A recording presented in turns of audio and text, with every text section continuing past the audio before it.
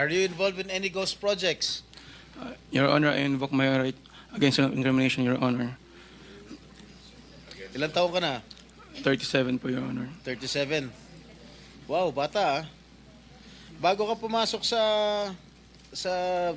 mga kontrata sa gobyerno, ano trabaho mo dati?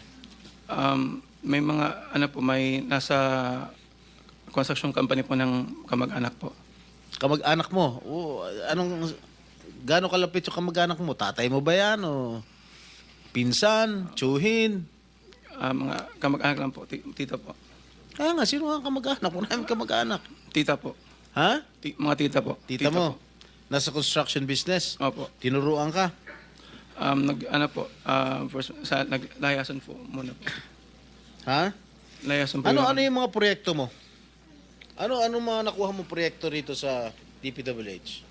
At saan?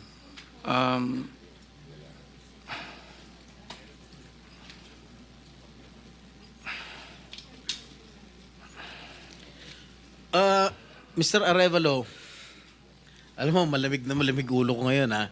Pero pag ikaw, tumingin ka ng tingin na sa cellphone mo, hindi ko alam kung ano binabasa mo dyan, humarap ka sa amin. Opo. Yes po, Your Honor. Ikaw may-ari nito, di ba? Yes po, O Your di Honor. dapat alam mo. Ano yung mga proyektong na-awardan sa inyo ng DPWH? At saan-saan? Ano po, Your Honor?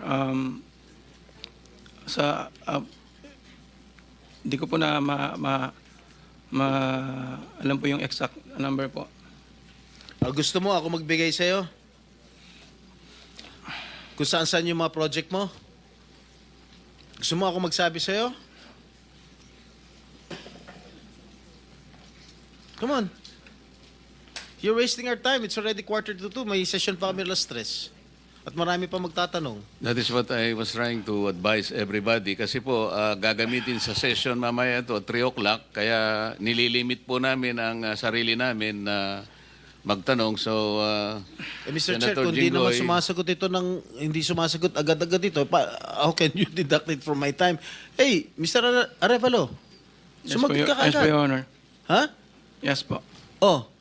Alin-alin yung mga proyekto na na-awardan sa inyo ng DPWH at saan-saan to?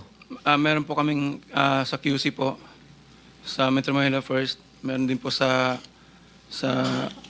Quezon. Bulacan. Your Honor, I invoke my right against self-incrimination, Your Honor. Anak ng patingo. Tinatanong ko, how can my question incriminate you? Tell me. Tinatanong ko lang saan yung proyekto mo. I invoke my right against self-incrimination? Sorry po, Your Honor. Ha? How can that incriminate you? Tell me. Pinapainit ng ulo namin dito eh. may incriminate siya kasi nga, hindi niya may tuturo ko siya dahil ghost project siguro. Oh, Dahil po may mga usapin na na may mga allegation po na mayroon nga pong anomalya. Kung magsasalita po ako, pwede po magamit laban sa akin. oo nga. Simple lang naman. Wala na ako tinatanong sa'yo kung ano. Tinatanong ko lang, saan itong mga proyektong na-awardan sa'yo ng DPWH. Ang dami mong binanggit na probinsya. Quezon. Ano pa? Ano binanggit niya? QC.